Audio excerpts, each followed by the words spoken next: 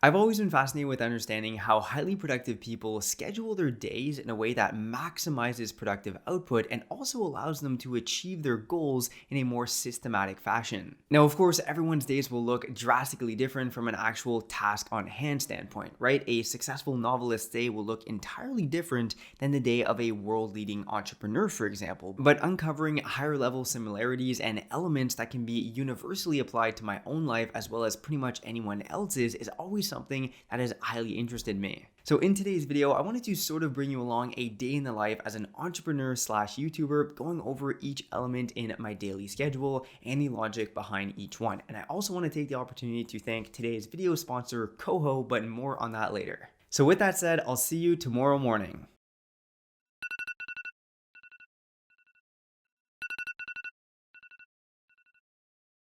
All right, so my day starts off at 6:30 in the morning when my first alarm goes off, and usually I've already been awake for a little bit though because I don't have blackout blinds or anything in my room. I just have shears that filter out the natural light, and that's something I like because just waking up naturally is something that makes me feel a bit more energized in the morning. Now, yes, I have read multiple different texts and books stating the fact that a completely blacked out room is scientifically better for sleep quality, but the issue for me with that is that in the morning when I'm waking up in a completely blacked out room, it just feels like I'm waking up from the dead. So for me, after trial and error, the best thing is just having that natural light coming in and just using a sleep mask at night. That way I can start my day feeling really energized. And since we're on the topic of the time I actually wake up in the morning, some of you might be wondering why it's not like 4:30 in the morning or something like what all entrepreneurs should be doing, right? But the thing is, I used to do that when I had a typical 9 to 5 because the reality is that 8 hours of my productive day was consumed at that 9 to 5. And so I had no other choice than to structure my other projects before and after that work. Well, actually it was pretty much after because I would wake up really early, try to do my 8 hours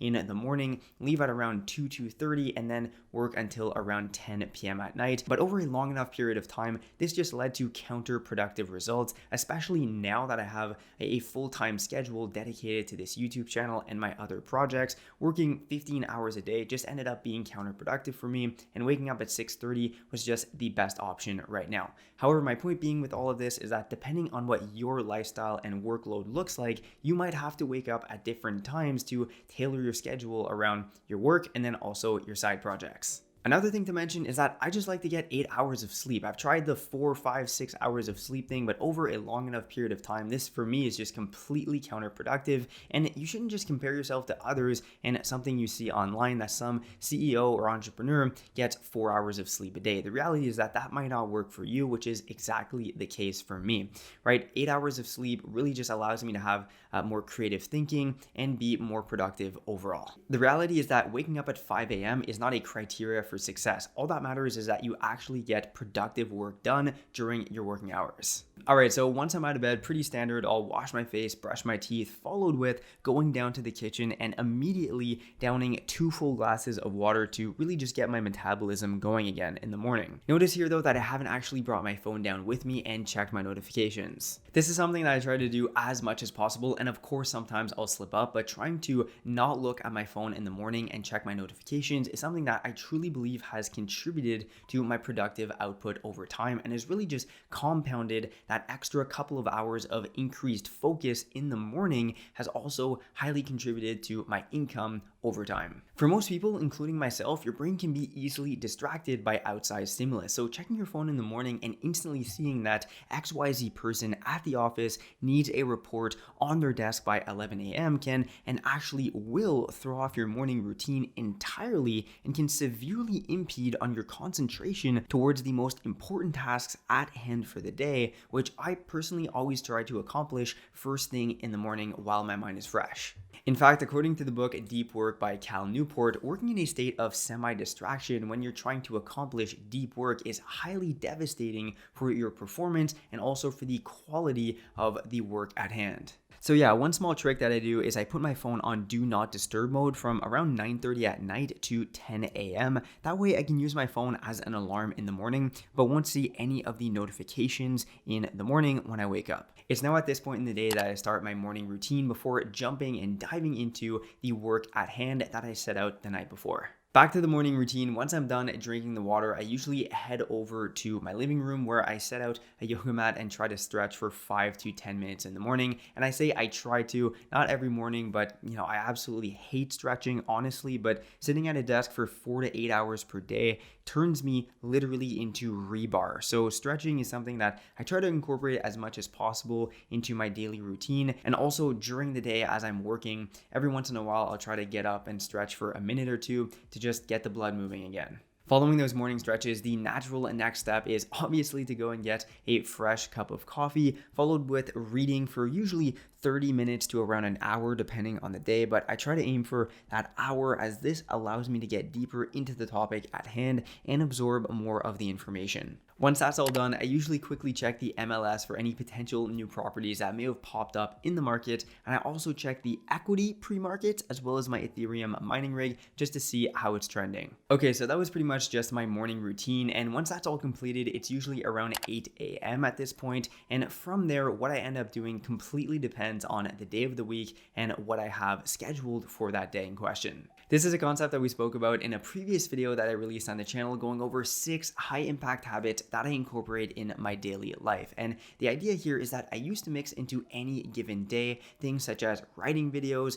filming them, editing them, working on other projects, etc. And what this ended up doing though is wasting monumental amounts of time setting up and preparing mentally for each one of these different tasks at hand. So at this point, I take a look at my task list for the day that I wrote out the night before. And this is something I always try to accomplish the night before, because in the morning, I don't want to be sitting down thinking about what am I going to be doing today and how am I going to do it in what order. I just like to go ahead and attack all the tasks at hand for the day. I think it's worth noting though that over the past 6 months or so, I have changed my schedule around in the day quite a bit, trying out different tasks at different time slots. And for me, my most productive hours are always between around 8 a.m. to roughly noon. That is when I get the most creative work done in the smallest amount of time. For me, working at night is just something that's never really worked out. So yeah, I always try to accomplish the most important tasks that I have for the day between 8 a.m. and around noon. Again, though, that's ultimately just what works for me through trial and error and might be completely different for you. For example, my girlfriend, her most productive hours are like after 8 p.m. I have no idea how she does that. For me, that's just my brain is like shut off at that point. I just want to hang out and get ready for the next day. So my point being here that you shouldn't just try to mimic what someone else is doing because that's working for them. Go through trial and error, try out different schedules, and then incorporate into your daily routine with consistency what has worked best for you. During this period of time though, which for me is between 8 a.m. and around noon, this is when I try to accomplish as much deep work as possible. And what deep work is work that highly contributes to my goals, my income, and all of my most important projects and tasks at hand. So with this in mind, what my most important work boils down to, as I've discovered over the past couple of years, is pretty much writing out YouTube scripts for my videos, because without any scripts, there wouldn't be any content to create. And this is also the most time and energy consuming task that I have in my daily routine. So this does sound pretty boring, and at times it definitely can be. But when I audit where the bulk of my income comes from, it's this YouTube channel primarily, and this only survives through viewers like you coming back to my channel and watching all the free content that I put on here. Ultimately, the point I'm trying to make here though is that not many of you are going to relate to writing out YouTube scripts as one of the most important tasks that you have throughout your day. Instead, you should be thinking about what your life looks like in terms of your work and your lifestyle, and really pinpointing what the most important task is, and then allocating at the minimum a couple of hours of undistracted work each day so you can get deep and productive work done on that task and that activity. All right, fast forward a couple of hours and most of my deep work for the day is accomplished at this point. It's now time to head to the gym and have some lunch. And usually this is around noon. That's when I like to go to the gym, because noon is kind of a time that I've realized at my gym specifically, there aren't too many people. So I'm able to just have a quick and efficient workout. While I'm at the gym, I'll usually listen to either business podcasts or music, depending on how I'm feeling. But exercising regularly is seriously something that has helped me out tremendously when it comes comes to increasing my overall mood, period, and also my motivation towards achieving my financial and business goals. When I get back from the gym, instantly pop a meal prep into the microwave. This is something that just saves me so much time midday because to begin with, I don't like cooking, and then taking 30 minutes out of my day midday to cook a nutritional meal and then also have a ton of dishes is not something that I'm looking to do. After that, usually just hop in the shower and get ready for the rest of my day. Once I'm done my lunch, theoretically, all of the deep work that I had set out for my day was accomplished in the morning. And so from noon to around dinner hour, this is a time block that I have set out for any other tasks related to running my businesses or any other projects that I currently have on the go. For example, I'm currently working on a new digital product that is desperately needed in the market, and I've also been working on a stock research platform for the past 6 months with some other business partners. That should be ready soon. But you can see here that these are alternative or secondary projects really to what my main focus is, which is this YouTube channel. This is also time that I usually allocate for researching more thoroughly and looking into my rental property business. Depending on your current situation, this is something that I would highly recommend you try implementing, of separating your most important tasks into a certain time block with secondary tasks into another time block. Because especially in the modern workplace, many people are encouraged to multitask and also have their email open at all times. But what this ends up doing is contributing to semi-focused work that isn't going to help you achieve as much as you can in that same time frame. Being even slightly distracted and not having 100% of your focus on the task at hand makes it extremely difficult to reach a state of flow, which is where the magic happens. By this time, the bulk of my workday is usually pretty much completed, and it's around 4:30 to 5 in the afternoon. Now, of course, depending on the day and what projects I'm currently working on, sometimes I'll end up working until 8 or 9 p.m. But in general, having 6 to around 8 hours in my day of productive work is really all I need to accomplish all of my goals and projects that I'm currently working on. I think that's something that's really important to mention because some people might have the preconceived notion that to be successful, it is absolutely critical to work 12, 15 hours per day, 7 days a week, and never take any time off. But in reality, for most people, that's just counterproductive, and you still need some time off to recharge your batteries and get your creative juices flowing again. That's definitely the case for me. So between roughly 4:30 to around 6, this is a time that I have allocated for any of the other routine tasks that I did not get around to doing during the day. And it's also a time that I might allocate towards other errands, grocery shopping, and also potentially even some activities with my girlfriend. Which leads me to thanking Koho for sponsoring today's video. To put it simply, Koho is a no-fee spending and savings account that allows Canadians to earn a minimum 0.5% cash back on every single one of their purchases through Koho, up to even 10% cash back for purchases from some of their partnered merchants, such as food providers and retailers like Indigo, Well.ca, Frank & Oak, and more. Now, what's great about Koho is that they're allowing Canadians to both earn cash back on everyday purchases while also generating interest on the funds that are held in your account to help accelerate your savings and your savings goals. So no matter where you're shopping with your Koho card, you know that at the very least you're getting a 0.5% cash back on every single one of your purchases, which is very competitive considering the fact that using Koho is entirely free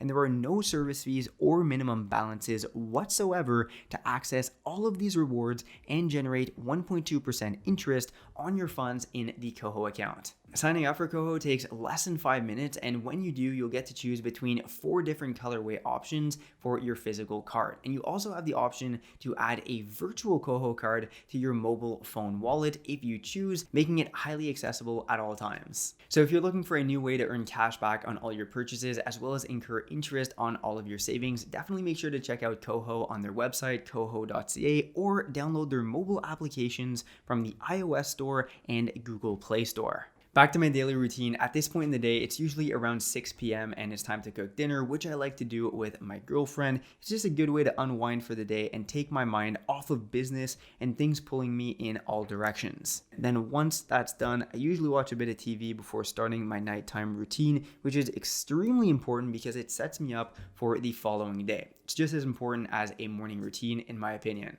Nighttime routine is pretty simple though. I first start off with writing out all of my goals and tasks for the next day that are all in alignment with my larger weekly as well as monthly goals. And then from there, I like to read some fiction, something that's just not business related, that's getting my mind active again, something to just, wind me down for around 30 minutes to an hour before shutting off the light and starting the day over the next day.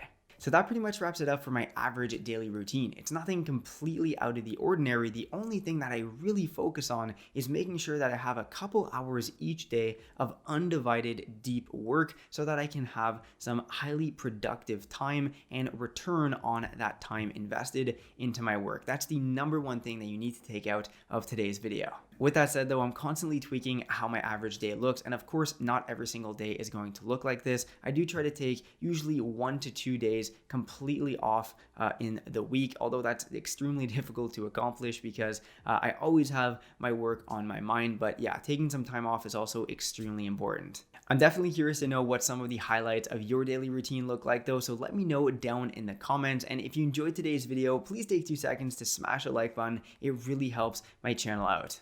And if you're interested in more lifestyle finance content like this, make sure to check out all the other videos on lifestyle finance that I already have released on the channel. There's some really great content there, and also subscribe so that you can be notified of all the upcoming content I release about lifestyle finance, as well as stock market investing and real estate investing. So on that note, thanks a lot for watching today's video, and I will see you in the next one.